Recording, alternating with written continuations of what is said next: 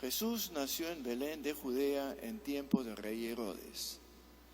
En aquel tiempo unos magos del oriente se presentaron en Jerusalén preguntando: ¿dónde está el rey de los judíos que ha nacido? Porque hemos visto salir su estrella y venimos a adorarlo. Al enterarse el rey Herodes se sobresaltó y con él todo Jerusalén. Convocó a los sumos sacerdotes y a los escribas del país y les preguntó dónde tenía que nacer el Mesías. Ellos le contestaron: en Belén de Judea, porque así lo ha escrito el profeta. Y tú, Belén, tierra de Judea, no eres ni mucho menos la última de las ciudades de Judea, pues de ti saldrá un jefe que será el pastor de mi pueblo Israel. Entonces Herodes llamó en secreto a los sabios para que le precisaran el tiempo en que había aparecido la estrella y los mandó a Belén. Les dijo: vayan y averigüen cuidadosamente acerca del niño. Cuando lo encuentren, avísenme para ir yo también a adorarlo. Ellos, después de oír al rey, se pusieron en camino y de pronto la estrella que habían visto salir comenzó a guiarlos hasta que se detuvo en el lugar donde estaba el niño. Al ver la estrella se llenaron de inmensa alegría. Entraron en la casa, vieron al niño con María, su madre, y cayeron de rodillas y lo adoraron. Después, abriendo sus cofres, le ofrecieron regalos: oro, incienso y mirra. Habiendo sido advertidos en sueños para que no volviera a donde estaba Herodes, se marcharon a su tierra, pero por otro camino. Esta, hermanas y hermanos, es palabra del Señor.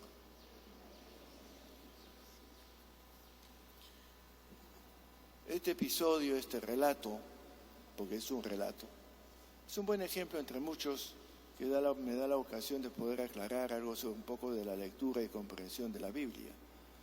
Todos conocemos relatos utilizados con fines pedagógicos, moralistas, con fines instructivos. Pensemos simplemente en las fábulas, un simple relato que tiene una lección. Se relata no porque quiera hacerse un reportaje o que se quiera simplemente pintar un cuadro para quedarse a la contemplación. Hay una moraleja detrás. Los cuentos también tienen una moraleja. Hay tanto tipo de relatos distintos, leyendas, que tienen la finalidad de exaltar a un personaje heroico para que nos sirva de modelo, etcétera, etcétera. Hay todo tipo en la literatura universal de relatos que no todos son historia, no todos son periodismo, no todos son crónicas, hay de todo.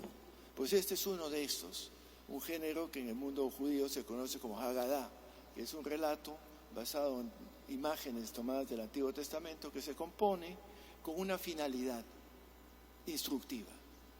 No se relata por relatar, ni por tener simplemente en la memoria qué pasó. Lamentablemente con nosotros, con nuestra mentalidad, nos dejamos llevar por lo fantasmagórico y entonces nos las arreglamos como tenemos aquí, poner el Belén muy bonito con lucecitas, los reyes con coronitas, todo precioso, y nos ponemos a mirar y contemplar. Y de ahí, ¿qué? ¿Es eso? ¿Era eso lo que se proponía? Está en el Nuevo Testamento, lo relata Mateo, para alimentar la imaginación. Y hemos ido más allá del Evangelio, porque incluso les hemos puesto nombres a los personajes. Hemos dicho que son tres. Nadie dice que son tres, en ningún momento lo dice en el texto. Y más aún si alguno ha estado en Alemania, en Colonia, en Köln, habrá visto en la catedral de Colonia que ahí está un cofre, supuestamente los huesos de los Reyes Magos. Genial. Perdónenme que lo diga desde acá.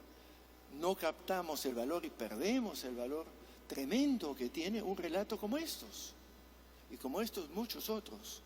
No se trata, por lo tanto, de ser un reportaje histórico. Los evangelios no narran, tienen elementos históricos. Obviamente Jesús no fue un personaje mitológico, no fue un personaje inventado y de la fantasía. Hay suficientes testimonios sobre la realidad de su existencia. Pero los evangelios relatan episodios aislados como tarjetas postales que se pueden separar y así es como las leemos, no con una continuidad, sino como piezas que han sido juntadas una detrás de la otra y que dan en su secuencia una suerte de modelo de vida. Y Jesús debe ser modelo de vida para el cristiano. Segundo, tengamos presente que estos relatos y los evangelios se escribieron para cristianos. No escribió Mateo para gente sabe de dónde, para su comunidad. Entonces la pregunta de fondo es, qué condujo y qué quería decir el autor Mateo cuando escribió hacia la década del 80, hace 1900 tantos años atrás, lejísimos, qué quería decir a su auditorio, no a nosotros. Y si lo leemos hoy es porque todavía lo que quiso decir Mateo suele todavía en muchos casos tener valor aún hoy día. Y en este caso también esto es cierto. Dicho un poco esto, que se podría elaborar mucho más ampliamente, que es cuestión de información, de que se llama cultura bíblica o cultura literaria en general, si no tomen un curso de literatura para enterarnos, y vamos a ver qué es lo que quiso decir, qué es lo que motivó. Escrito para cristianos, ¿qué quería Mateo que capte en ese tiempo en su comunidad? ¿Qué pasaba que le movía eso? Simplemente que el cristianismo se fue dando cuenta en su trabajo misionero que más fácilmente aceptaban la buena noticia, el mensaje a Jesús, los del mundo pagano que los judíos. O sea, los de casa, que es como el relato ahí, los que están en la casa, Herodes, los sumos sacerdotes, los escribas, están ahí, Belén, que queda 8 kilómetros de distancia, ahí cerquita, a la vuelta de la esquina, cerquita, no van, no les interesa, se las saben todas. Le preguntan, ¿dónde vas? Sí, está, dice, el profeta Isaías dijo en Belén de Judá. ¿Y?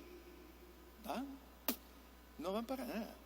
Los otros, que vienen desde lejos, anónimos, no son los sabios. El término mago no significa ni que hace magia ni que es un sabio. Son lo que hoy día llamaríamos astrólogos.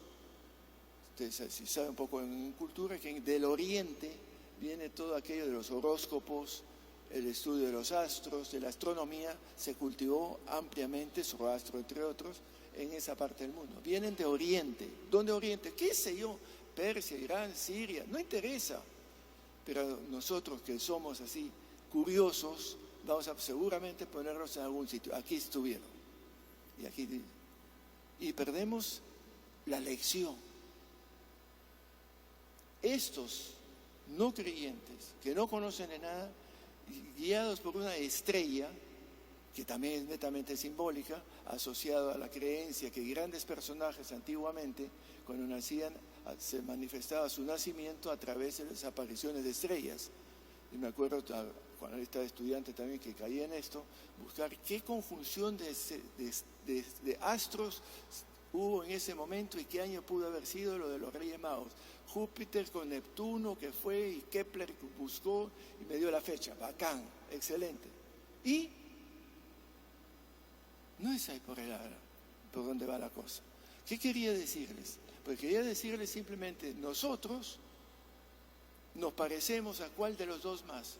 A los judíos, que tenemos las escrituras, que las sabemos, que tenemos la historia de Jesús a la vuelta de la esquina, ha sido uno de los nuestros. Y no vamos, no lo aceptamos. Sin embargo, estos vienen desde lejísimos en busca de este Mesías, de este personaje. Hemos visto la estrella, por tanto, tiene que haber nacido alguien.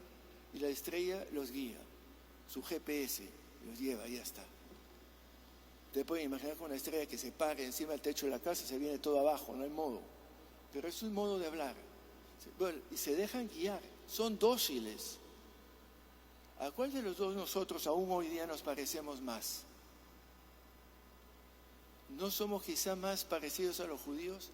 Sabemos el catecismo, hemos hecho la primera comunión y la segunda también, a lo mejor confirmados, estamos esta tarde aquí, cumplimos con esto y con lo otro, pero vamos donde Jesús. ¿Dónde encuentro a Jesús? ¿No será quizá que otros, que no se dicen tan cristianos, que no tenemos estos paganos, estos ateos, estos agnósticos, no están más cercanos a Jesús? ¿Dónde encuentro a Jesús? Detalle. San Mateo, el autor de este relato, es el mismo que nos va a presentar al final del Evangelio, antes de la Pasión, otro cuadro. Cuando llegue el fin, el rey se sentará en su trono y separará a unos a la diestra y otros a la siniestra. Y empezará diciendo, cuando estaba con hambre, vengan ustedes bienaventurados porque me dieron de comer. Sean ustedes bienaventurados porque cuando tenía sed me dieron de beber. Sean bienaventurados porque cuando estaba solo me visitaron. Y va pasando una lista. ¿Y cuándo te vimos, Señor? Cuando lo hicieron con el menor de mis hermanos, era conmigo. Ahí estaba yo. ¿No hacen eso muchas veces los que se proclaman, y muchas veces con justa razón, ateos o agnósticos? ¿No son más cristianos que nosotros con nuestra etiqueta y toda nuestra religiosidad? ¿Dónde se mide el estar cercano y aceptar? ¿A quién reconocemos como Mesías? ¿A este Jesús, el Hijo de María, que se la jugó? ¿O ese Cristo mitológico que hemos inventado, que tenemos ahí en las nubes, que nos quedamos contemplándolo? A Jesús de Nazaret, nos acercamos a Él, lo escuchamos a Él. ¿Dónde? Está en nuestras escrituras. ¿Lo leemos? ¿Cuántos nos acercamos a Él? ¿Cuánto lo conocemos y cuánto lo seguimos a Él? Pregunta que habría que hacerse honestamente. Creo que el cristianismo tiene muchas cosas que repasar. Hay mucho pan por rebanar. Ser cristiano no es simplemente haber sido bautizado o creer en un sistema doctrinario, ni ritos ni ceremonias. Ser cristiano es ni más ni menos que acercarse a Jesús, a lo que Jesús encarnó y compartió. Ser cristiano es aceptar la invitación. Tú ven y sígueme a mí. Hacer que lo mismo que hice yo, que los ciegos vean, los paralíticos caminen, los leprosos sean integrados, los tristes sean consolados. Bienaventurados los amantes de la justicia y de la transparencia. Ese es el cristiano. Que se nos vaya la gente, no me preocupa cuántos cristianos tenemos numéricamente, si va disminuyendo el cristianismo o no. A mí me preocupa si somos capaces de realmente captar la buena noticia de Jesús y hacerla nuestra y seguirla. La buena noticia de que sí es posible hacer un mundo distinto. Y eso no tiene tarjeta de propiedad. Cualquiera, independientemente que pueda ser budista, agnóstico, lo que tú quieras, dejémonos de etiquetas, pero que camina ese camino de Jesús. Ese es el discípulo de Jesús. Y eso, pues, perdonen, a más de uno quizá aquí les incomoda. Preferimos quedarnos en lo de siempre, bien cómodamente como Herodes, los sumos sacerdotes y los escribas del relato que acabamos de compartir, que se la sabían todas, que viene de un colegio católico, que pertenece a un club católico, que está en una asociación católica, todo menos seguir a Jesús. Y permítame, entre paréntesis, se acaba de relucir que creo que es un filón importantísimo de este pasaje. Hace ver que Dios es un Dios universal. No es un Dios de un grupo selecto, es universal. Y lo ilustra en que quienes siguen son paganos del oriente, de lejos, y los que no lo siguen son los que están tan de cerca, que han crecido en esa tradición y esa costumbre, pero no viven el camino cristiano. Es católicos, que en castellano se traduce del griego católicos, universal. Está abierto a todos. Preguntémonos y pidamos que el Señor nos ayude a reconocer su presencia entre aquellos que necesitan nuestro apoyo. A lo mejor lo tengo en mi casa, mi hijo, mi abuelito, mi tío, el empleado, el portero. Me acerco, voy ahí, comparto esos valores, esas actitudes, esa manera de ver propia de Jesús. Se refleja en mí el ser otro Cristo, como dice Pablo, no soy yo, es Cristo que vive en mí. Como Pablo dice, estoy revestido de Cristo, crucificado con Cristo, estoy en Cristo. Todas frases de San Pablo. Eso nos cuestiona, nos pone contra la pared. Ese es el sentido del relato, hacer ver que no es exclusiva de nadie, que es una invitación a vivir realmente un mundo más fraterno, donde Dios es el Dios de todos y depende de nosotros acercarnos a ese Dios el Dios de Jesús de Nazaret, el Dios Padre, el Dios universal, el Dios compasivo, no el Dios del castigo, de la amenaza ni del chantaje, el Dios del amor. Dios es amor. Pidámosle al Señor que nos ayude a ser más fieles en nuestro ser cristianos, que demos testimonio del cristianismo, ese cristianismo de Jesús el Cristo, el que compartió nuestra historia y que nos ha convocado esta tarde. Que así sea.